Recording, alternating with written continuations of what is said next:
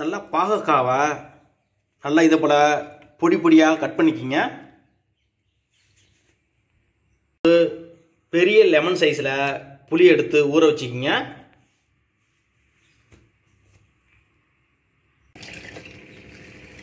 கருவேப்பிலை,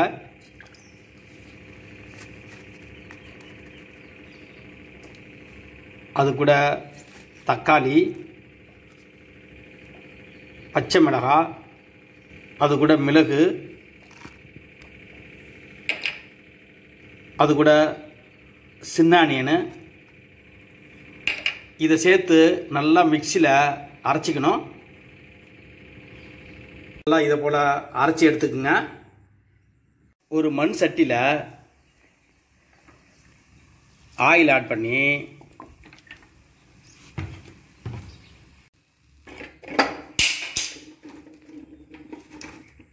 பாகக்காவை ஆட் பண்ணிக்கோங்க.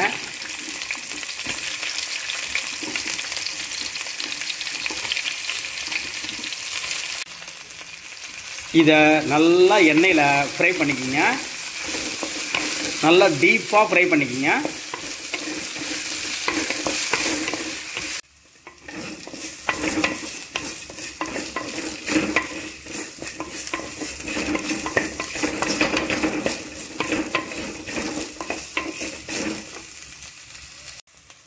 இப்போது நல்லா கலர்லாம் சேஞ்ச் ஆகிடுச்சு, நல்லா வதங்கிடுச்சு.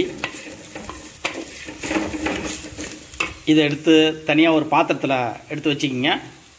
இப்போது இது நல்லா வதங்கிடுச்சு. வதங்குனத ஒரு தனியாக ஒரு பாத்திரத்தில் எடுத்து வச்சுக்கிங்க.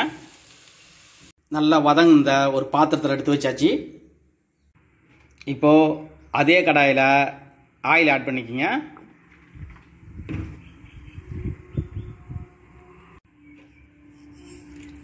கடுகு,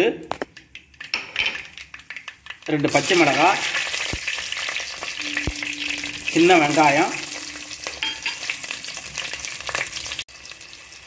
கருவேப்பிலை, அது கூட பூண்டு கொஞ்சம் நிறைய ஆட் பண்ணிக்கோங்க.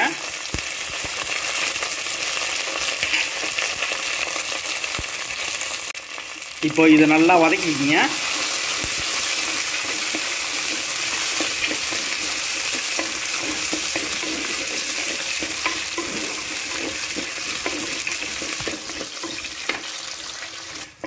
இப்போது இது நல்லா வதங்கினதும் ஏற்கனவே அரைச்சி வச்ச இந்த மசாலாவை ஆட் பண்ணிக்கிங்க.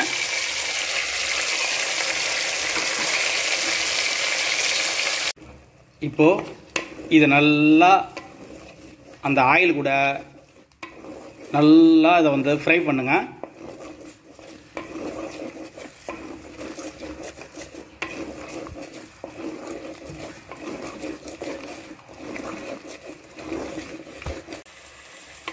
இப்போது இது நல்லா வதங்கிடுச்சு.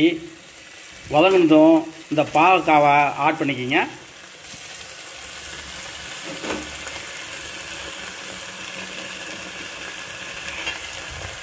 ஆட் பண்ணி அது கூட உப்பு, ஹோம்மேடு மசாலா தூள், மஞ்சத்தூள், கொஞ்சம் பெருங்காயம் எல்லாத்தையும் சேர்த்து நல்லா மிக்ஸ் பண்ணுங்கள்.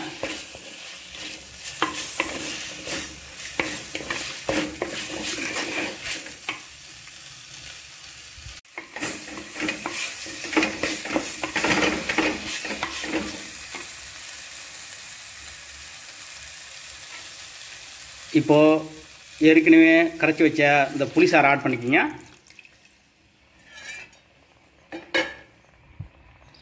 அது கூட இன்னும் கொஞ்சம் தண்ணி சேர்த்துக்குங்க.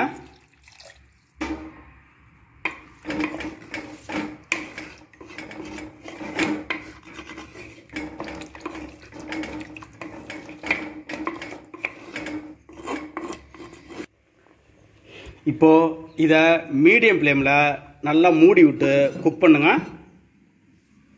ஒரு 10 மினிட்ஸ் குக் பண்ணுங்க.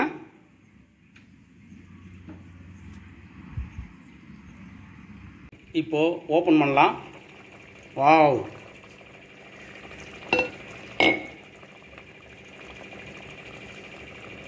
ஃபைனலாக அது கூட கொத்தமல்லி தழை ஆட் பண்ணிக்கிங்க.